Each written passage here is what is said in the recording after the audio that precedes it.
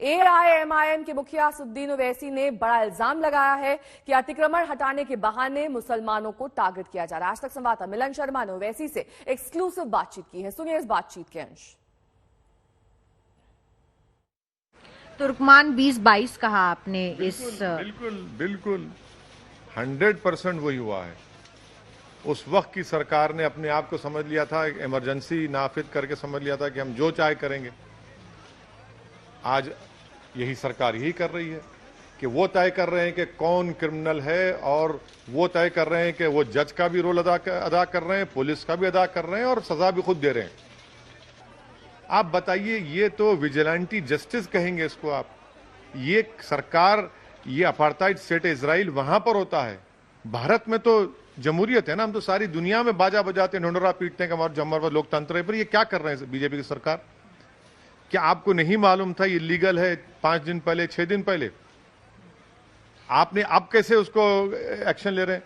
तो लेकिन जब हिंसा हुई तो दोनों तरफ से हिंसा हुई, पत्थर भी। मैं बिल्कुल ये कह रहा हूं कि हिंसा हुई। मेरा सवाल ये है, क्या हिंसा होती है अगर बगैर पुलिस के परमिशन के जुलूस आप निकालने थे प्रोसेशन को?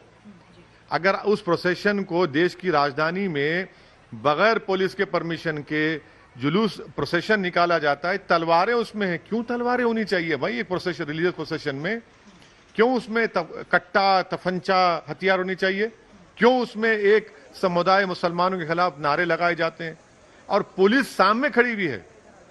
क्या पुलिस रोक नहीं सकती थी उनको हथियार छीन नहीं सकती थी, उनको रोक नहीं सकती? बकवास बंद करो तुम लोग। उसी वजह से ये सब तमाशा खराब हो गया। तो इसकी जिम्मेदारी पूरा पुलिस के ऊपर, सरकार के ऊपर आती है कि उन्होंने उस तरह के पोजीशन को अलाउ किया पूरी तैयारी के साथ कि जाओ तुम तलवार लेकर जाओ, हथियार लेकर जाओ, गाने बजाओ, और वो सब तमाशा हुआ वहां पर। मैं आपको ये बताना चाहूंगी कि जो हमने ग्राउंड पे देखा उसमें बेशक मुसलमानों के घर और दुकानें भी टूटी हैं, लेकिन हिंदुओं के घर भी टूटे हैं। उसमें दो दुकानें हैं ऐसी सर, है ना। आपको तो आपके आंख पर पर्दा पड़ चुका था नफरत का, आप तो पहचान भी नहीं थे। आपने दिखाया अपने चैनल पर गुप्ता साहब का, उनकी पीड़ा दिखाई, उनका चीख, उनकी तकलीफ दिखाई। हमको भी अंदर तकलीफ हुई। अरे वो कह रहे कागज है तो कागज तो देख लेते। कागज नहीं देखे? नहीं देखे, नोटिस नहीं देते आप। ये प्रिंसिपल्स ऑफ नेचुरल जस्टिस के खिलाफ है भाई। कौन सी 30% ऐसा इलाका दिल्ली में जहां पर अनऑथराइज कॉलोनीज है, क्या तोड़ देंगे आप? वोट लेते वक्त तो सबसे वोट ले लिए सरकारें, चाहे आप हो या बीजेपी हो। आज आप उनको तोड़ रहे हैं, पेट पे लात मार रहे हैं, बल्कि नहीं उनको खत्म कर रहे हैं आप इकोनॉमिकली। इससे बड़ा विजिलेंटी जस्टिस की मिसाल क्या हो सकती है? और इसीलिए मैं कह रहा हूं कि बुलडोजर चलेगा तो अंसार पे चलेगा, अजय टेनी पे नहीं चलेगा।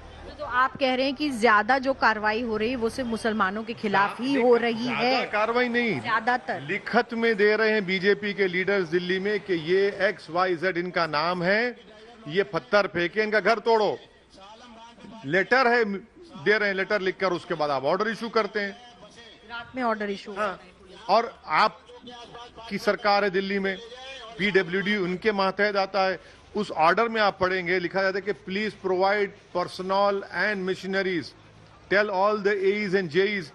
आप दिल्ली सुप्रीम कोर्ट में केस लड़ रहे हैं कि हमको मोदी सरकार इख्तियारात नहीं दी। आपको मौका था, आप बोलते हम नहीं देंगे आपको।